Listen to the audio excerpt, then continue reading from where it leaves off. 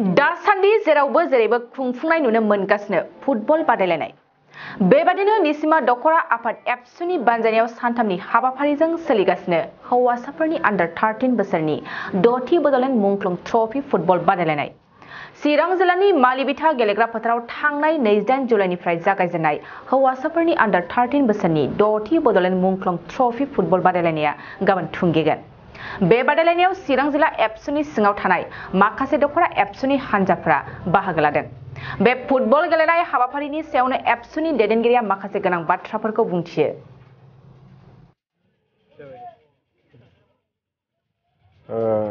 दुलाराय बर' फरायसा आफादा बर' माहारिखौ गेरेमसा माहारि दानो थाखाय फारफ्रोमबो बिथिङावनो सानफ्रोमबो नारा नाथा खामानि मावबाय थादों। हारि मोनसे जौगानोब्ला सोलोंथाइ बिथिङाव जौगानांगोन आरो सोलोंथायावल' नङा, बेयो राजनितिक फारसेबो जौगानांगोन, बेनि हारिमु फारसेबो जौगानांगोन, रांखान्थि बिथिङै समाज बिथिङैबो। जोङो हारिमु बिथिङै जौगाहोनो थाखाय जों बेनि सायावबो हाबाफारि मावदों। बड'फा गोजोरथियारि सोलायनाय मावथांखि बायदियै बैसागु बोथोरनि सिगां जोङो दोरोङारि मोसानाय आरो दामजु दामनायनि जोङो फोरोंथाइ जोंनि फरायसाफोरनो लाइमोनफोरनो जों होबोबाय थादों। सोलोंथाइ बिथिङाव आदब आरो गुन गोनां सोलोंथाइ मावथांखिनि गेजेरजों जोङो गोबां खामानिखौ मावदों। फरायसाफोरखौ जोथोन लानाय, दिथागिरिफोरजों रायलायनाय, फरायसाफोरजों फोरोंगिरिफोरजों रायलायनाय गुबुन गुबुन हाबाफारिखौ मावदों। आरो थिग बेबायदिनो गेलेनाय बिथिङावबो जौगानायनि थाखाय जोङो दुलाराय बर' फरायसा आफादा 13 बोसोर बैसोनि सिङाव थानाय हौवासाफोरनि जोलुर बादायलायनायफोरखौ बोसोरफ्रोमबो माखासे बोसोरनि सिगांनिफ्राय जों होबोबाय थादों। आरो निसिमा दखरा दुलाराय बर' फरायसा आफादा बेयो सिगाङाव सिनियर हौवासाफोरनिमोनब्लाबो बड'लेण्ड मुंख्लं ट्रफी बादायलायनाय बेखौ थांनाय बोसोरनिफ्राय बिथांमोना 13 बोसोर बैसोनि सिंनिफ्राय हौवासाफोरनि थाखाय बे बादायलायनायखौ सोलायना लाबोनाय जादों। आरो बेयो दिनै देग्लाय बोसोराव सेरफांदालाय इउनिट एबसुआव दिनैनिफ्राय जागायबाय। आरो बेयावनो आंखौ बेखेवगिरि आलासि हिसाबै लेंहरनायाव आङो बिथांमोनखौ साबायखर होदों। दा साननो गोनां बाथ्राया बे मा, जोंनि गेजेराव जों दुलाराय बर' फरायसा आफादा जोंनि गेजेराव मानो हलिचरन नार्जारिल', मानो दुर्गा बर'ल', जोङो मानो अपर्ना नार्जारिमोनल', बेनिफ्राय बांसिन जोंनि गेजेराव गोबां नेसनेल प्लेयारफोर जोनोम जाथों। जोंनिफ्रायनो मोजां नेसनेल प्लेयारफ्रा थांनानै भारतखौ वर्ल्ड काप बादियाव रिप्रेजेन्ट खालामहैनो हाथों, बेखौ जोंनि सिमां। आरो फुटबलल' नङा, गुबुन गेलेनायावबो जोंनि गेलेगिरिफ्रा जौगासारलांनो हाथों। आरो बियो जों फोरमान होबाय बर' हारिनि लाइमोनफ्रा, जों जुदि खाबु मोनोब्ला जों हारिमु बिथिङावबो जों जौगासारनो हायो, गेलेमु बिथिङावबो जों जौगासारनो हायो, जों फारफ्रोमबो बिथिङावबो जों जौगासारनो हायो। जों जमुना बर'मोननिबो नामखौ लानो हायो। जोङो फुटबलावबो दिनैनि नेसनेल टीमाव वुमेन्स आरो मेन्सआव मोननैयावबो मेजर प्लेयार हिसाबै जोंनि बर' हारिनिफ्राय दङ। बक्सिङावबो जोंनियाव दङ। जोङो मोसानाय रियेलिटि श'फ्रावबो हारिमु बिथिङावबो जोंनि गोबां फरायसाफ्रा बेयाव जोंनावबो टेलेन्ट दं, जोंनावबो रोंगौथिया दं होननानै जों दिन्थिबाय। दा मोनसेल' बाथ्राया बेल', जोंनो खाबु नांगौ, जोंनो फोरोंथाइ नांगौ, माखासे टेकनिकेल गियानफोरखौ जोंनि गेलेगिरिफोरनो, जोंनि लाइमोनफोरनो होनांगौ। अब्लानो जों फारफ्रोमबो बिथिङावनो जों जौगासारनो हायो।